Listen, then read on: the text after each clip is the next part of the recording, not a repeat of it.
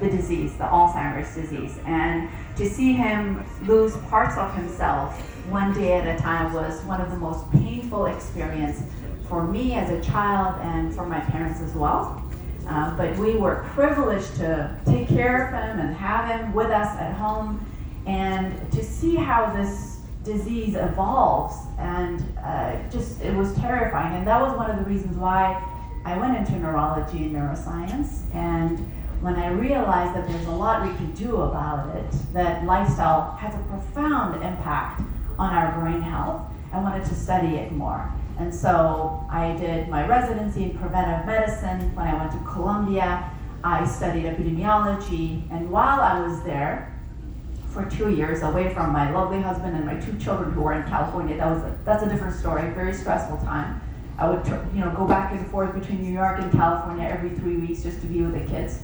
But I found an opportunity to go to cooking school. So I would be in my scrubs in the morning, the ICU treating patients, and then I would take the train downtown and I'd be cutting onions and potatoes and learning how to cook, because I found myself talking about nutrition to my patients. I would give them recipes. I would tell them, oh, you're eating a lot of, say, saturated fats. Why don't you just cut down and do this instead? But talking about science is one thing. It's fantastic to be aware, to be informed. But then practicality of it, to bring it into your life, to know what to do, to know how to store things in your refrigerator, what your pantry should look like, that's a completely different thing. And so I went to cooking, and now, fortunately, I'm in a stage in my life where I can actually teach people how to cook. So I talk about this to my communities, and it's one of the most amazing things in my life. And I'm really, really fortunate to have this opportunity to talk to you all about food. So today, what I'm going to be doing is I have 2 recipes, and I think you all will have the recipes with you, right? I think so, hopefully. And if you don't, we'll make sure you do. And I'm kind of limited because I can't use fire, I can't use sharp knives in this situation. But the good thing is we have samples for you all, so you'll be able to taste this food.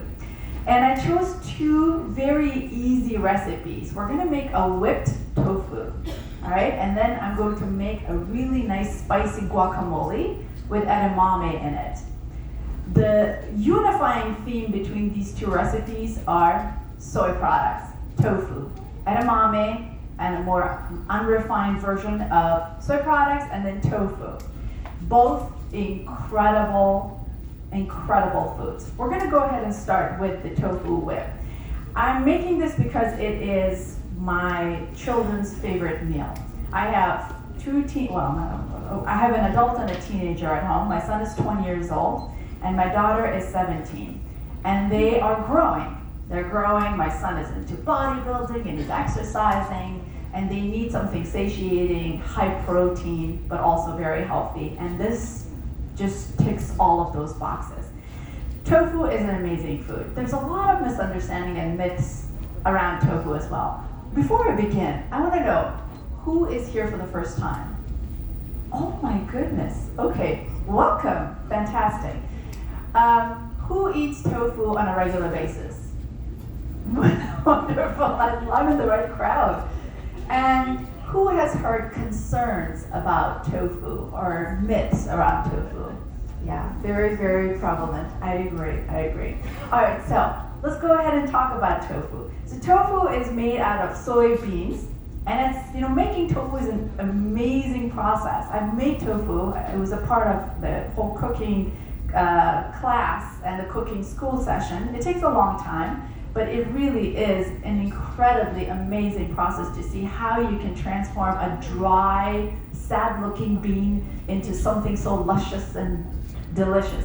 So tofu is usually made with dried soybeans that are soaked and blended, and then they add an agent, whether that's a calcium agent or something else, to kind of curdle it. And then they press it. And when they press it, it comes into these blocks, right? And there are different types of textures and firmness levels for tofu. So you have silken tofu that is just like cream. It just falls apart, and it's really good for dessert. We actually make some really nice chocolate pudding or lime pudding with silken tofu. Then you have medium firm, extra firm, and now super, super extra firm textures, which are, you have different variations of it. Anybody has Trader Joe's next to their home, close by? Yeah. So you know what I'm talking about, the super extra firm tofu at Trader Joe's, which is excellent. And you can use different types of tofu for different recipes. Usually the extra firm tofu has a good texture to it, and it has a little more protein because it's denser. They get rid of the water, and the denser it is, it has more protein to it. So that's exactly what I'm using for this recipe. Super firm or firm tofu. And as you saw, it comes in a carton. Sometimes it comes in boxes that are shelf stable as well. Usually silken tofu comes in stable shelves, and it has some water. You want to get rid of the water if you want a really nice tofu whip. So what I'm doing is I'm just basically just drying it out. Sometimes what you want to do is wrap it up in a lot of towels, put some heavy books on it. We usually use my physiology book because it's this big, or the stroke and neurology textbooks. They're being used as a tofu press now that I've learned everything. So you put the books on the tofu and you just kind of let it sit for about 30 seconds or so to get rid of the moisture. We also have tofu presses. Anybody has tofu press at their house? Good, excellent, yeah. So it just looks like a torture device with nuts and bolts into it, and you just twist, and it keeps on pressing the tofu and you get rid of the water. So you can use that as well. I like tofu, just using some towels in the kitchen. And you don't have to worry too much about it if it's firm, but if it's softer, the longer it is wrapped, the harder it'll become, all right? So let's just assume that we did that, because I don't have a food processor, so I'm just I'm acting it out, all right? So imagine, let's use our imagination of putting this tofu in a food processor, right? You can use a NutriBullet or any food processor that you have, and you're going to break it down to fit in the food processor. And then comes the flavors, right? The flavors are nutritional yeast. Anybody uses nutritional yeast? If you're a vegan, you have to have nutritional yeast, right? I was joking with my cousin, because he came over to our house and, she's not vegan, and she saw my nutritional yeast in the pantry, and it was this big. It's a jar this big, and he's like, what do you do with all that nutritional yeast? I was like, the ones that they sell in the store is a joke. It's like this small. That's just one meal for us, right? So we get it from the Loma Linda market with barrels in there, and by about 5 pounds or 10 pounds at a time. So you're gonna need some nutritional yeast. Now this whipped tofu resembles ricotta cheese. It's light, it's citrusy, but it has a little bit of cheesiness to it. And as you know, some of you know, nutritional yeast is excellent for bringing that umami, cheesy flavor to it. But you don't want to add too much. If you add too much to it, it starts tasting like cheddar cheese. So for this recipe, we're just going to keep it to a minimum, maybe 1 tablespoon or 2 tablespoons, just to give a hint of cheesiness, but not too much. I'm going to add a pinch of salt. You can completely ignore salt if you want to, because it still has a lot of flavor. Lemon or lime juice is very important, so we're going to go ahead and add 2 tablespoons of lemon juice. And then, I love miso. Do you all know what miso is? Who doesn't know what miso is? This is a wonderful crowd. I love you guys already. All right, so miso is also a soy-based fermented product. It's used in a lot of Asian recipes and Japanese recipes. And having some miso in your refrigerator is really important because it brings such depth to your recipes. And we're gonna add just a tiny bit of miso to give it that little aged cheese flavor.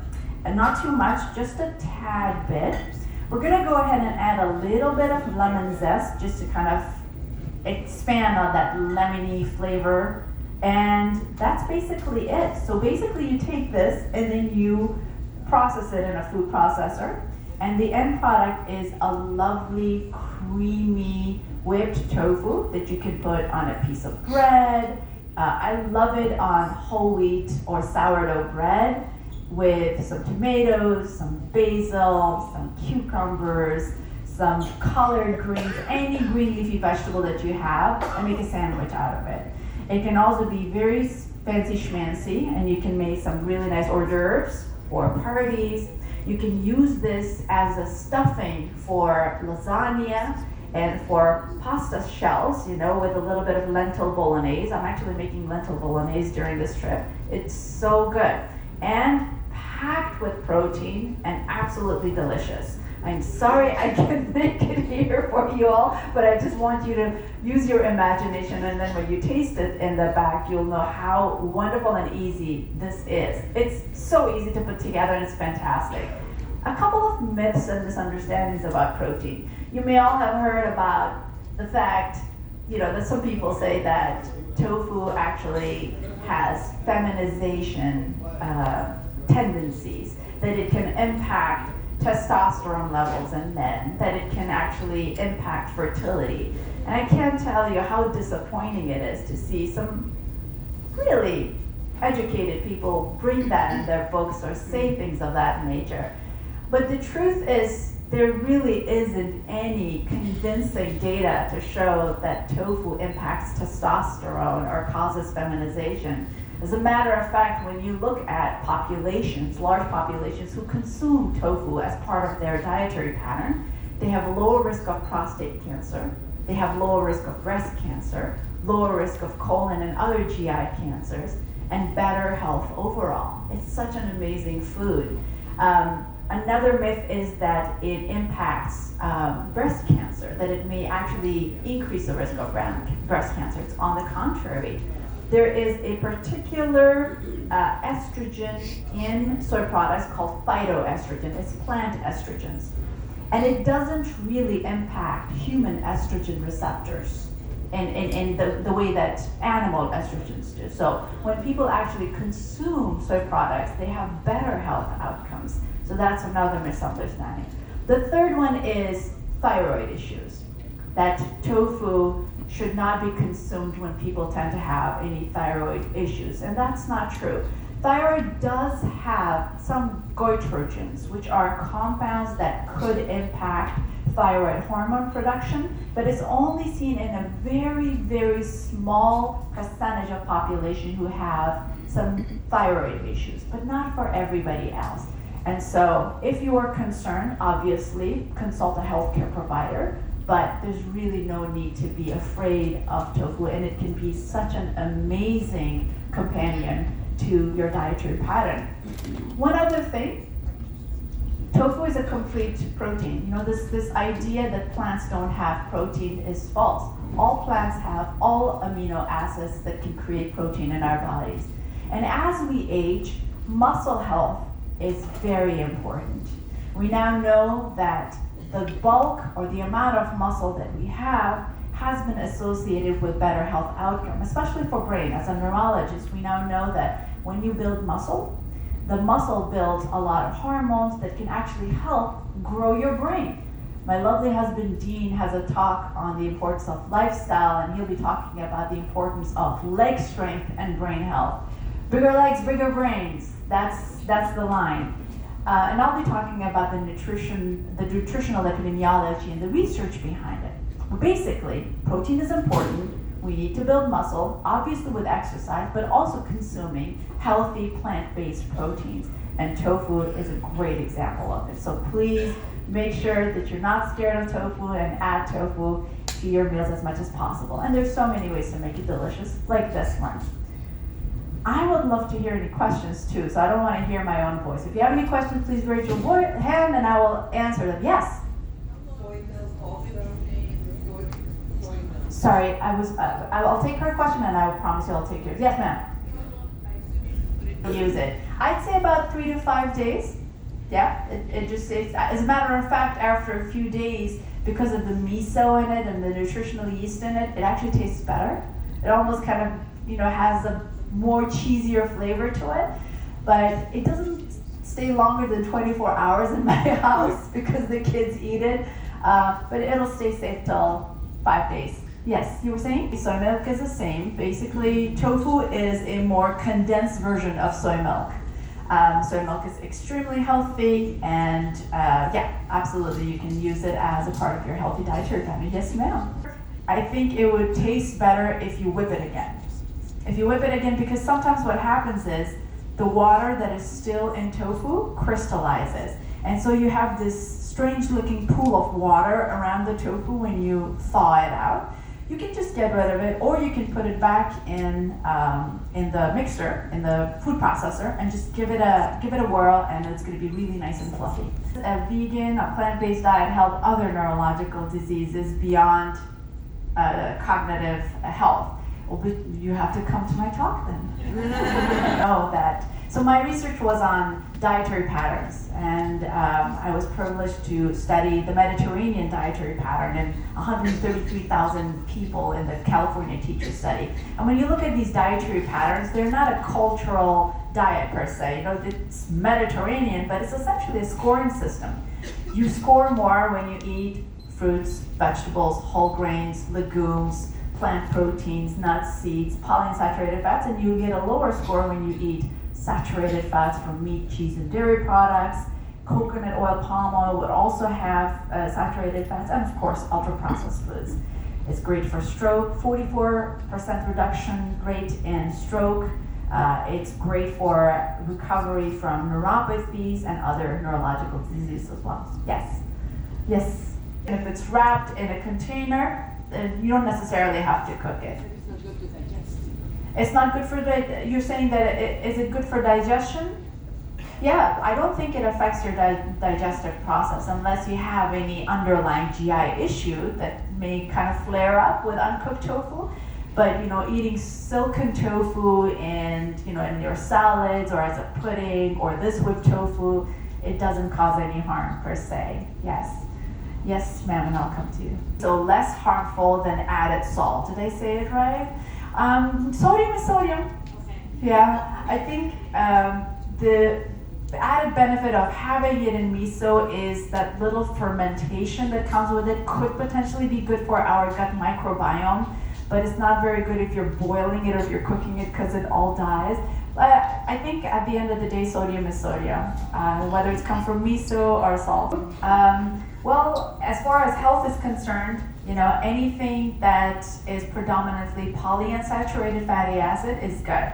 Whether that's extra virgin olive oil, whether that's any other oil, avocado oil, that should be fine. But you don't necessarily need oil to cook tofu either because it comes with some fat.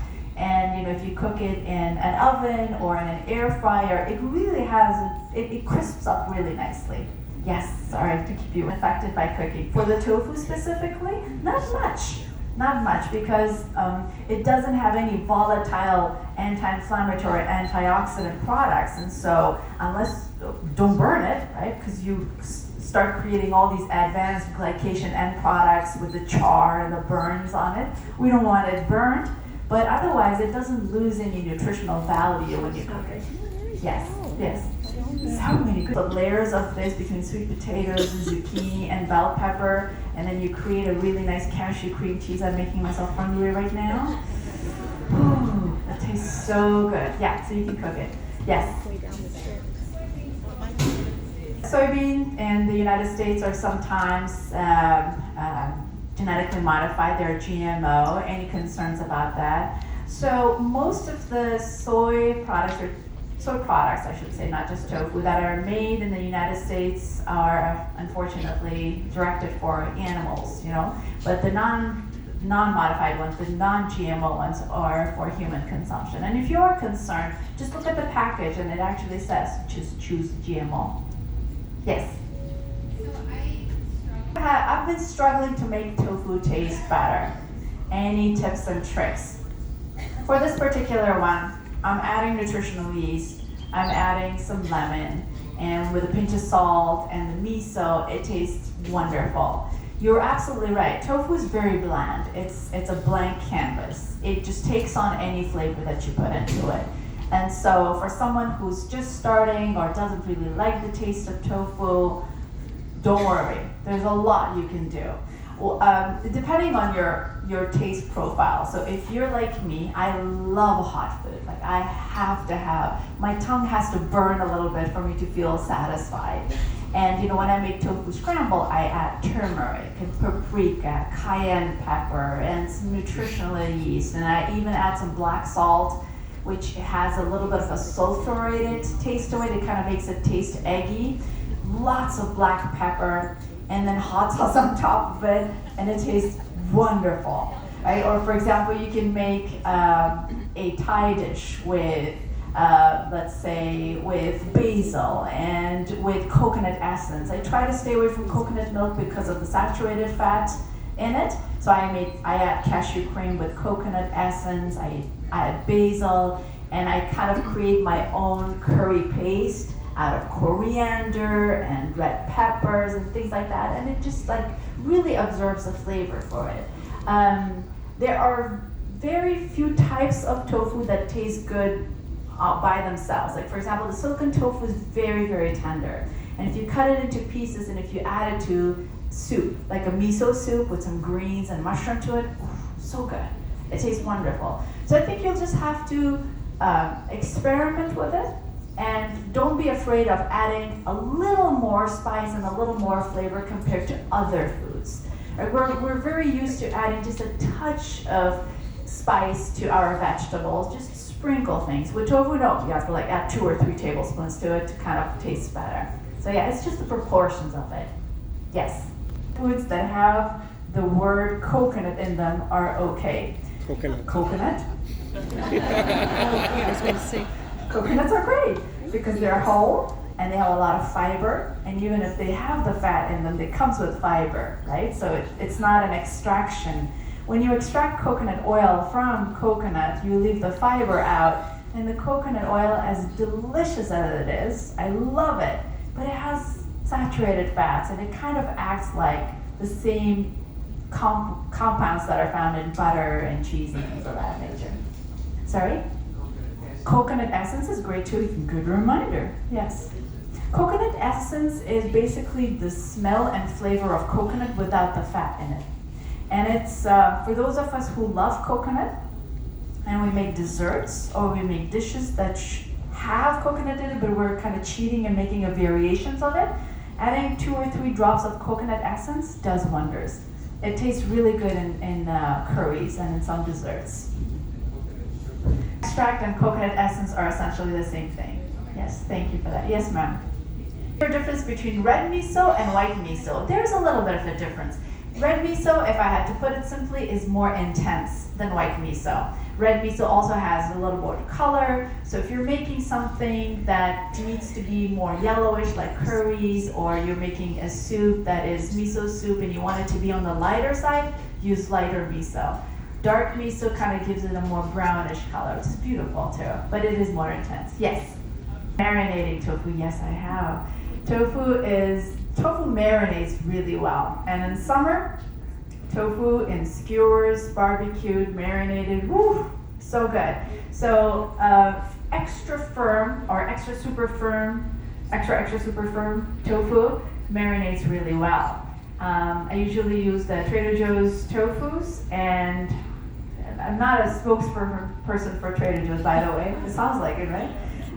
We make little cubes out of it, dry it really well, and then you just marinate it with things like balsamic vinegar, apple cider vinegar, lots of herbs. I put 2 or 3 cups of diced, parsley or coriander, some spices, and you just let it sit for 24 to 48 hours, and it becomes incredible. And then you put it on skewers, and then you just grill it on a grill top, and it's one of the most delicious things ever with a nice sauce on it.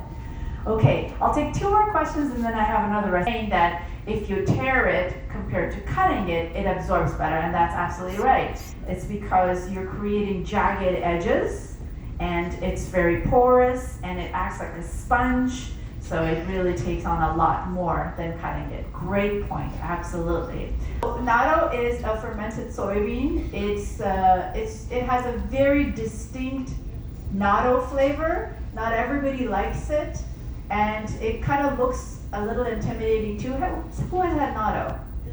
Okay, great. So it's like sticky, and it's like these beans that are stuck to each other, and they're gooey, and they're fermented.